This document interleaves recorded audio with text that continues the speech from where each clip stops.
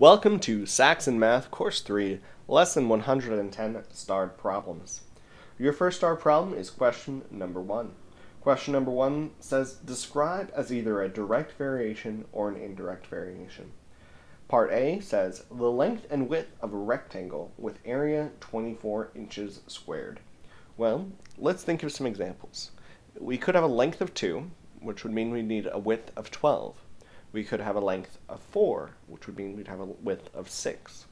We could have a length of 8, which means we would have a width of 3.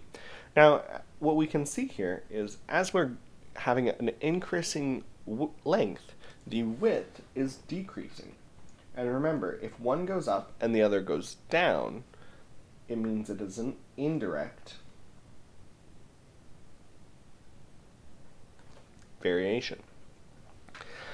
However, the length of a side and the perimeter of its square, if the side is length 1, the perimeter will be 4 times 1, which is 4. If the side is 2, 4 times 2 is 8. If the side is 3, 4 times 3 is 12. So as the side is going up, the perimeter is also going up, which means it is a direct variation. Your next starred problem is problem number 2, which says that a 1 to 16 model of a car is created with a height of 3.5 inches. How high is the actual car? Well, you'll do, if the 3.5 is the 1, the whole height would be 16 times 3.5. Now 16 times 3.5 is 56 inches. Now, if you want to, you could convert 56 inches into feet, but you don't have to.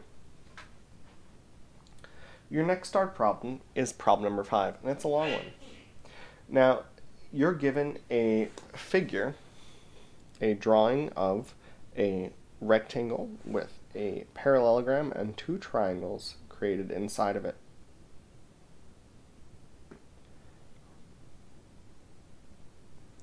And you're given a series of statements about that shape.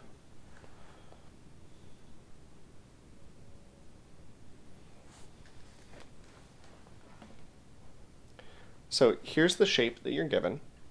Now, we are told that AB is equal to BD, BC is equal to CD, AF is equal to AC, and FE is equal to 12. Now, always remember that FE will be equal to AD because it's a rectangle. So the first one we're asked to find is AB. Since AB equals BD, that means AB and BD are both half of AD. If ABD equals FE, then AB is 1/2 of FE. We are told in the problem that FE is 12.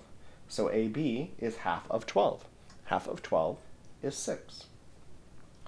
We're then asked to find BC.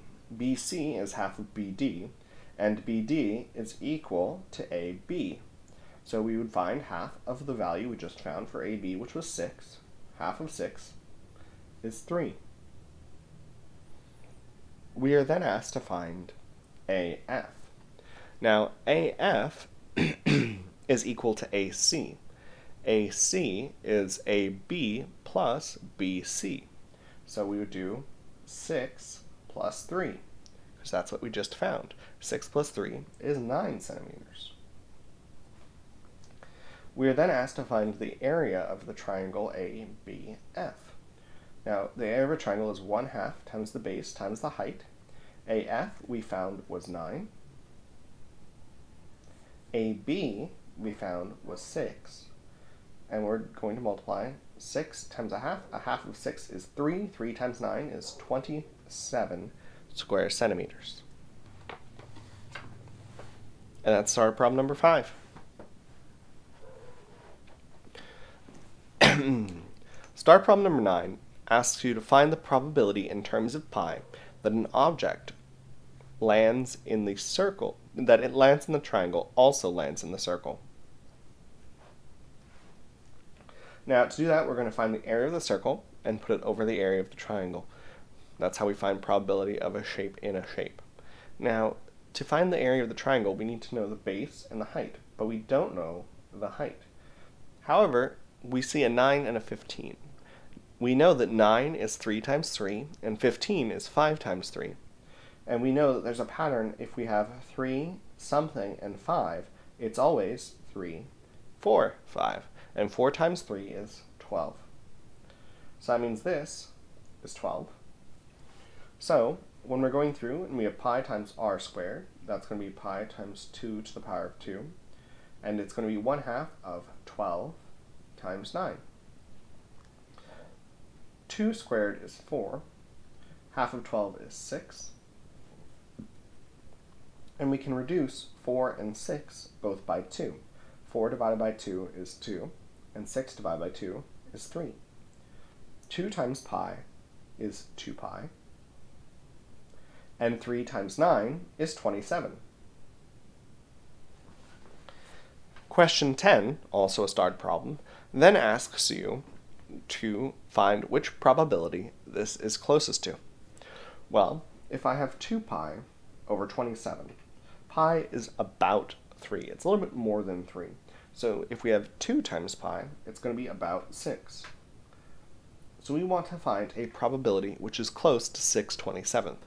And we have 1/12, 1/4, 1/2, or 3/4. Well, if we want a 12th to be close to 27, the closest thing to 27 might be 24. So if we multiply by 2, we would have 2 24ths. That doesn't look right. If we have a 4th, we could get a 4th to 28ths. 7 times 4 is 28. 7 times 1 is 7. 7 28ths is very close to 6/27ths, but we should check every answer just to make sure. If we have 1/2, we can multiply by 14 over 14 to get 14 28ths, which is just further away than 1/2. So 1/4 is. So we're going to say it's not 1/2. And then 3/4, if we multiply that by 7, we get 21 28ths. And that's even further away than 1/2. So the answer we're going to go for is B, 1/4. Our next starred problem is question 11. And question 11 is asking you to convert 0.36 repeating to a fraction. Well, there are 2 digits that repeat, so 10 to the power of 2 is 100. We're going to have 100f times equals 100 times 0.36 repeating. So 100f is going to equal 36.36 repeating. And then we're going to subtract the 36 repeating. So we're going to get 99f equals 36. If we divide both sides by 99, we get 36 over 99 equals f. And both of these are divisible by 9.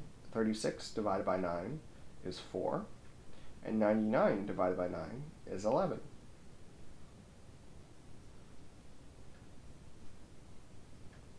Meaning that our final answer would be 4 over 11. Our last starred problem is question 13. Question 13 asks us to simplify 125% of 5/6 of 0.48. Now I'm going to change all of these into fractions. 125 is 1.25 or 5/4. 5/6 is already a fraction, and 0.48 is a non-repeating decimal, so I can just move the decimal place 2 places over and put 10 to the power of 2 on the bottom. So 48 over 100. Now 5 and 100 will divide both by 5. 5 divided by 5 is 1. 100 divided by 5 is 20. 5 can divide into 20. 5 divided by 5 is 1. 20 divided by 5 is 4. 4 can divide into 48. 4 divided by 4 is 1. 48 divided by 4 is 12. 6 can divide into 12. 12 divided by 6 is 2. 6 divided by 6 is 1. And that will give us 2 over 4, which is 1/2.